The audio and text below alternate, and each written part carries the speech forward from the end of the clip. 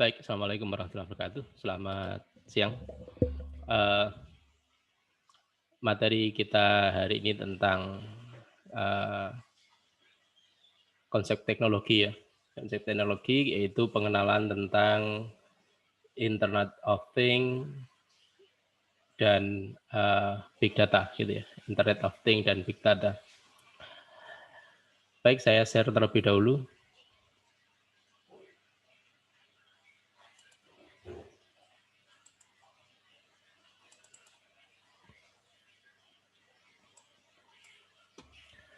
Jadi saya gunakan PPT dari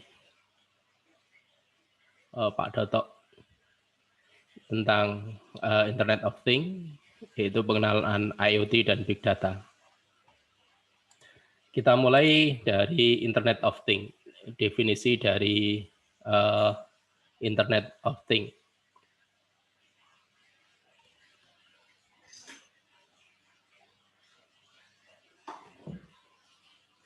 Ya, kita mempunyai komputer yang sudah mengetahui tentang, hampir mengetahui tentang segala hal begitu ya.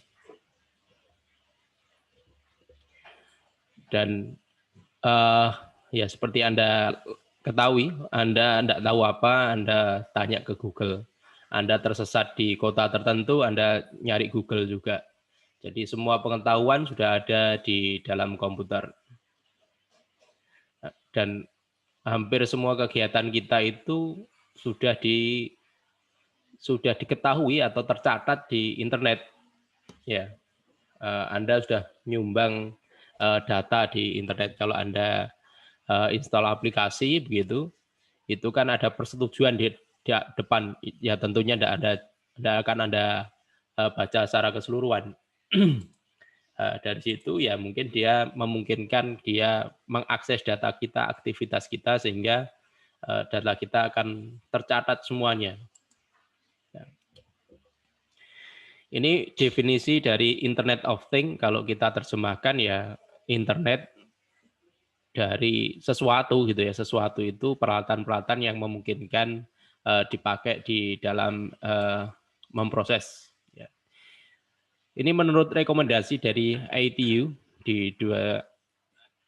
didefinisikan sebagai sebuah penemuan yang mampu menyelesaikan permasalahan yang ada melalui penggabungan teknologi dan dampak sosial.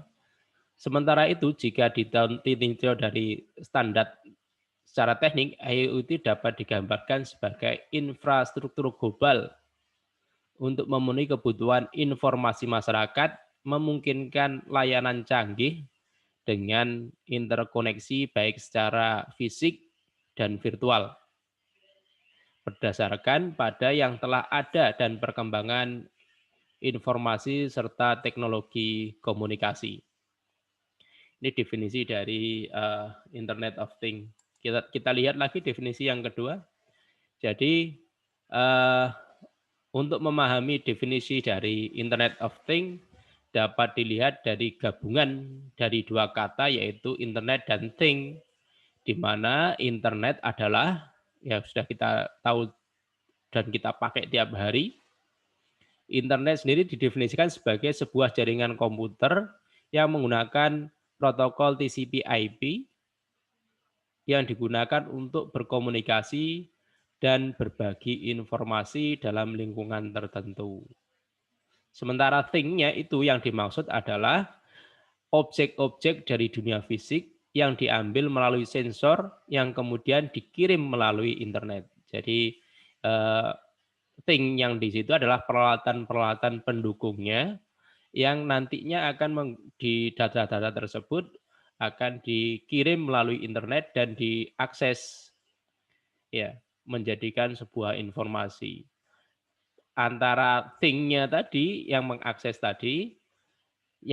dan thing-nya itu sama-sama bisa jadi sama-sama mesin.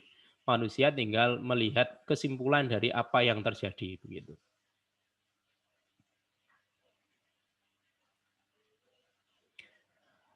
Untuk mempermudah penyimpanan dan pertukaran informasi, ada teknologi semantik.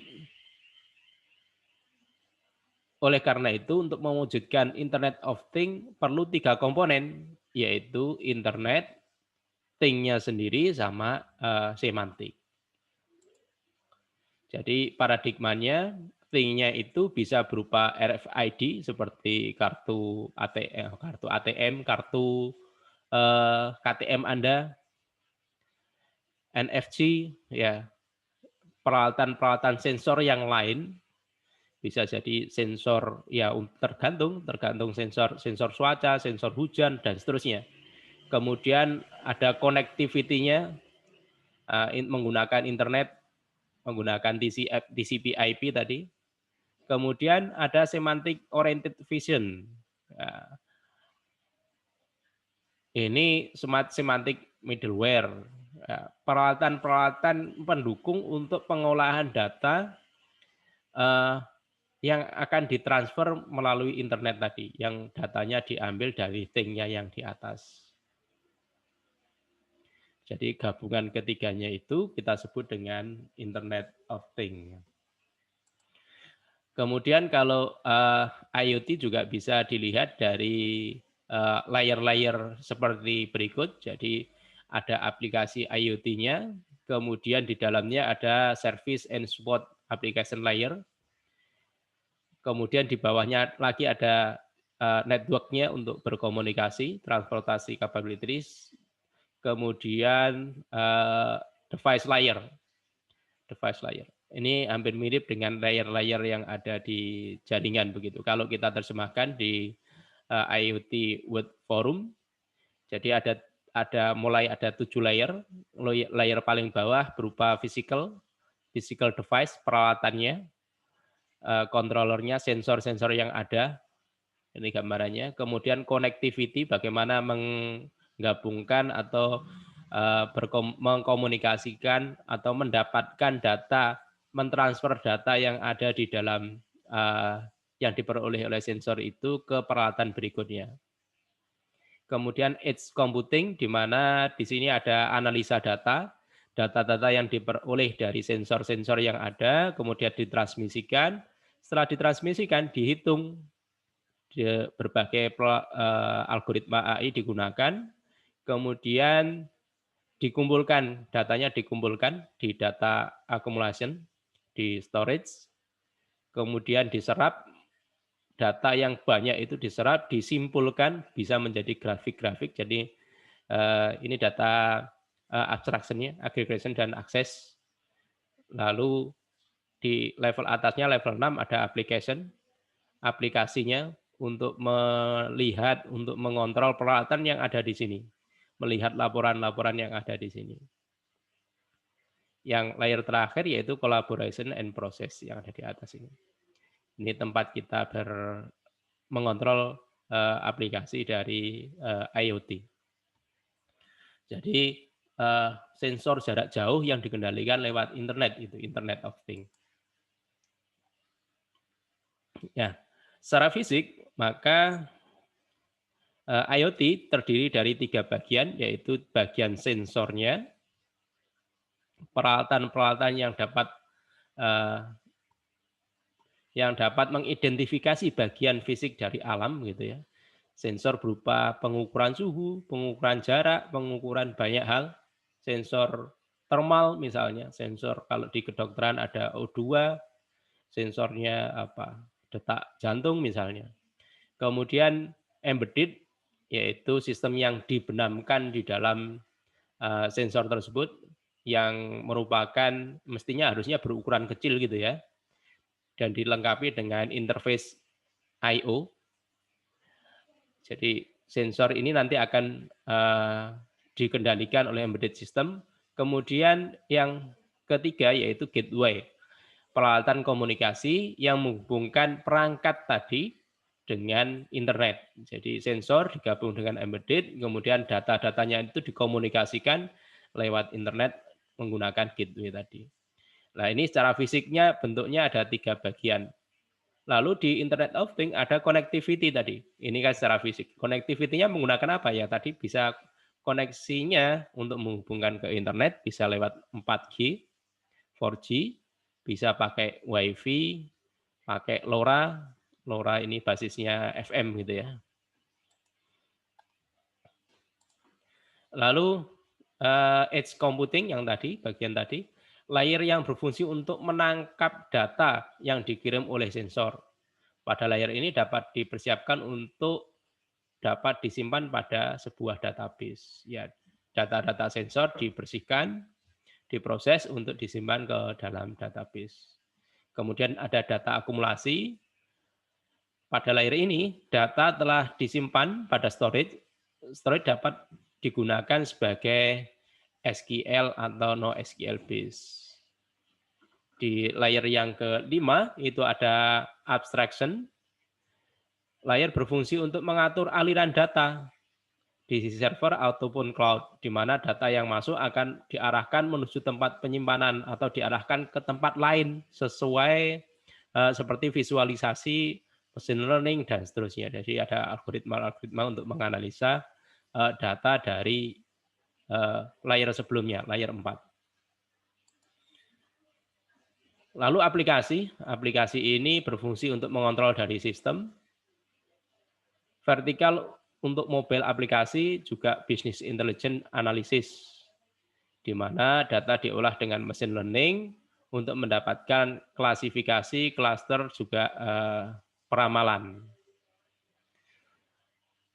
Yang layer paling atas tadi, collaboration and process, ini layer untuk menginformasikan kepada personal pengguna dari IoT tadi, atau Internet of Things.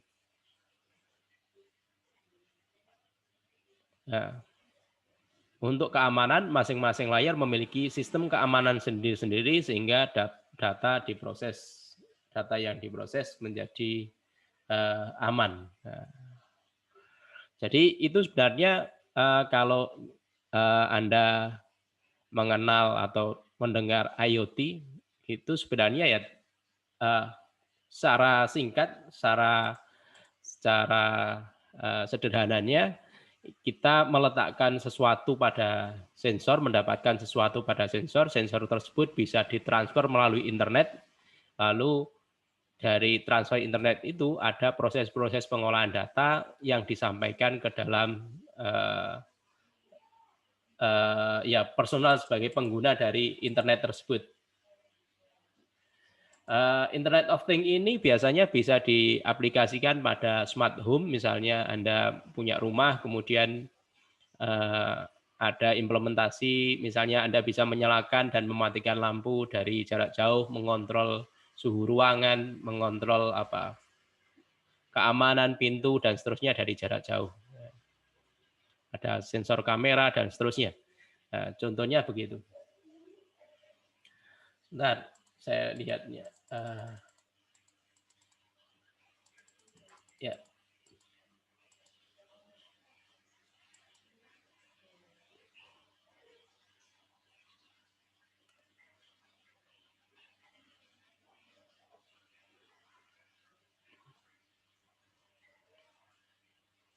Saya lihatnya.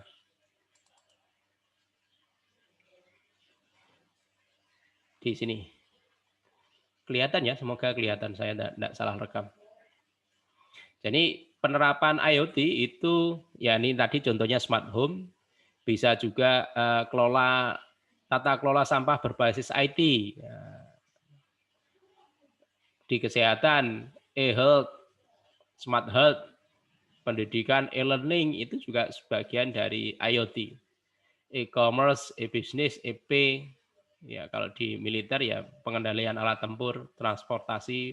Kalau di transportasi bisa juga di pertanian, Anda punya kolam, kemarin kakak kelas Anda ada yang menggunakan IoT ini untuk mengendalikan produksi kolam gitu ya, untuk kolam ikan.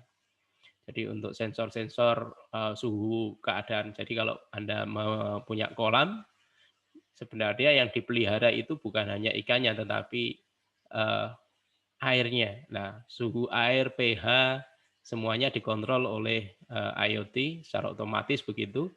Kemudian kalau ada misalnya oksigennya kurang gitu, oksigen yang ada di dalam kolam itu kurang, maka secara otomatis menambahkan aerator. Kalau misalnya pH-nya turun. Nah, ada peralatan lain lagi yang diaktifkan. Begitu contoh-contoh dari penerapan IoT.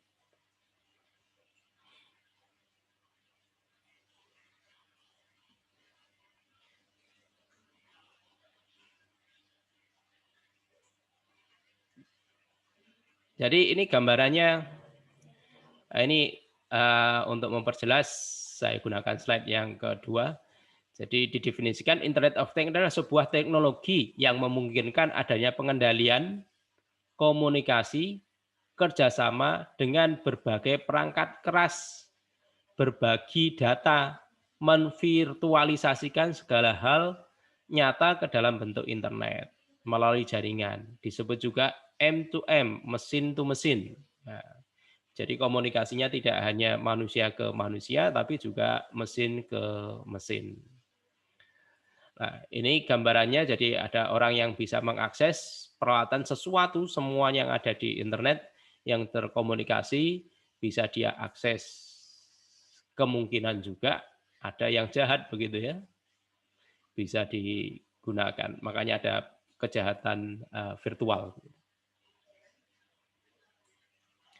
Kita lanjutkan ke big data. Jadi fenomena yang ada sekarang selain virtual Internet of Things, IoT, ada juga fenomena big data. Ini big data ini karena ada sekumpulan data yang sangat besar. Karena data itu setiap hari akan semakin besar. Semakin hari semakin besar. Anda setiap hari mengumpulkan data. Anda berkomunikasi dengan temannya lewat grup WA itu jadi data. Anda mengirimkan foto jadi data juga. Anda bahkan jalan-jalan itu sudah di-tracking sama Google jadi data juga. Jalannya macet apa tidak, itu kan bisa dilihat Anda pakai sepeda motor, pakai mobil atau jalan kaki, itu bisa terdeteksi dengan handphone yang Anda bawa itu ya. Nah, datanya menjadi data yang sangat besar begitu. Karena datanya sekumpulan data itu yang sangat besar, menjadi sulit untuk dianalisa. Maka muncul fenomena baru, bagaimana caranya untuk menganalisa yang ada di banyak hal, data yang sangat besar tadi, yang disebut dengan big data, analisa untuk big data. Kemudian kalau kita lihat dari data yang ada, itu dibagi dua, yaitu data yang terstruktur sama data yang tidak terstruktur. Data yang terstruktur itu gimana? Data yang diperoleh dari sensor-sensor yang pasti, contohnya database gitu ya, data transaksi, itu adalah data-data terstruktur. Transaksi Anda beli sesuatu, apa beli spidol, beli minuman di minimarket itu, semuanya tercatat apa yang Anda beli. Kemudian mungkin belum tercatat ya siapa yang membeli. Kemudian, tapi kalau Anda bayarnya pakai uang virtual ya pasti akan tercatat siapa yang membeli. Kemudian ada data unstruktur. Data unstruktur itu contohnya data teks, data foto, data multimedia. Itu data-data yang tidak terstruktur. Nah, data-data tidak terstruktur ini lebih sulit untuk melakukan proses, maka biasanya akan dirubah dulu menjadi data yang terstruktur. Data yang terstruktur.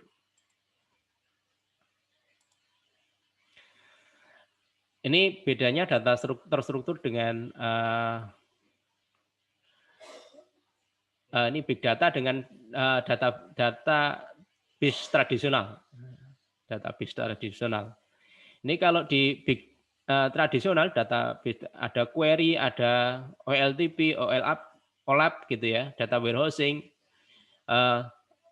ada query select from where biasa itu yang sebentar lagi akan Anda pelajari di database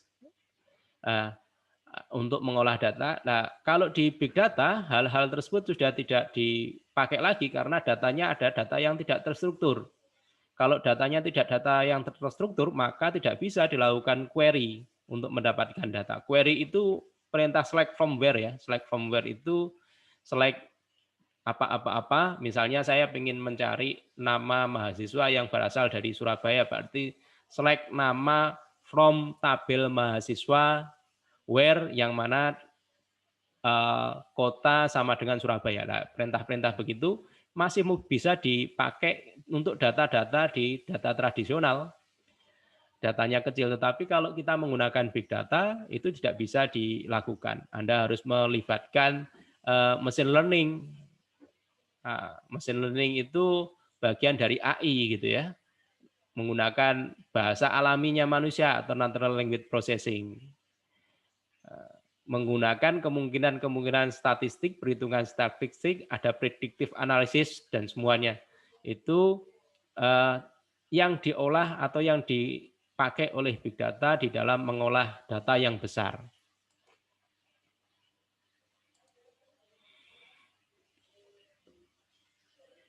Ini big data abstraction untuk big datanya, kalau datanya besar, sementara kalau data tradisional seperti ini, jadi ada physical layer itu data-data di mana data tersebut disimpan di hard disknya, kemudian ada logika layer, ada bagaimana kita memandang struktur dari data yang ada, kemudian di atasnya ada view layer, kita bisa pakai query atau prosedur atau program-program aplikasi yang bisa mengambil dari sini. Sementara kalau big data, sama, dia ada physical layer-nya, kemudian ada data layer-nya yang dibagi-bagi, kemudian ada computation layer, computing task, kemudian map reduce, ada NoSQL, dan seterusnya, baru di atasnya ada layer programming untuk mendapatkan data-data yang ada di bawahnya. Ini ada specific exploration, business intelligence, dan seterusnya. Ini taksonomi dari big data. Jadi big data itu terdiri dari teknologi dari file penyimpanan, ada tools-nya, ada NoSQL, SQL.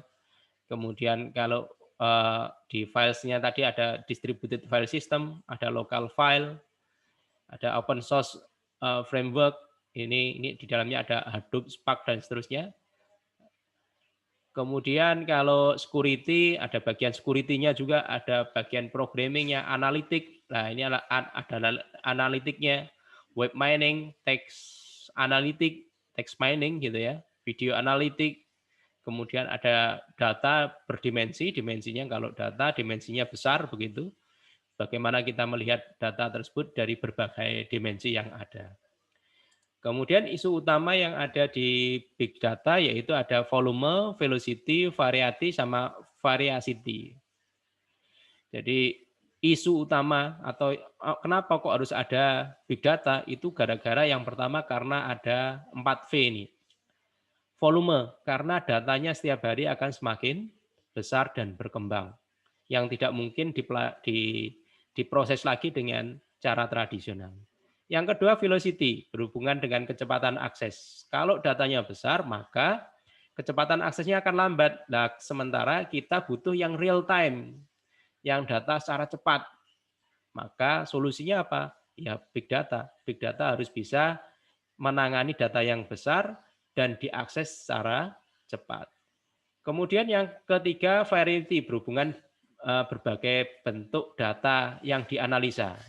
Datanya tadi kan ada data terstruktur dan terstruktur dan tidak terstruktur.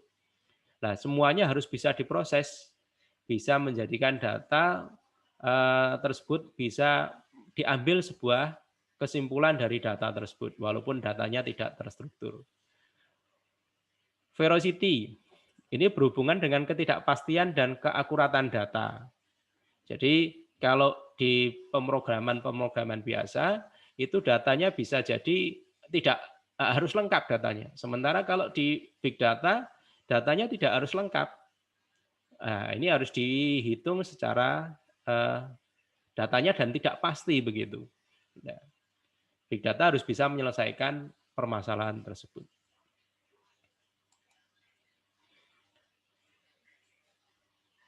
Ini teknologi yang ada di teknik analisis ya. Ada text analisis, di sini ada text mining, ada teori bahasa alami.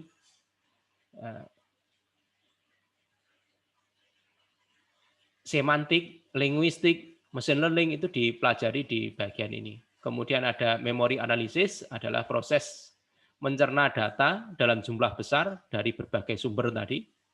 menuju ke sistem yang dapat dihitung kinerjanya. Nah, karena proses begitu, maka penggunaan RAM-nya itu sangat besar. Nah, bagaimana caranya untuk memanage agar RAM-nya tadi agar bisa merespons secara cepat.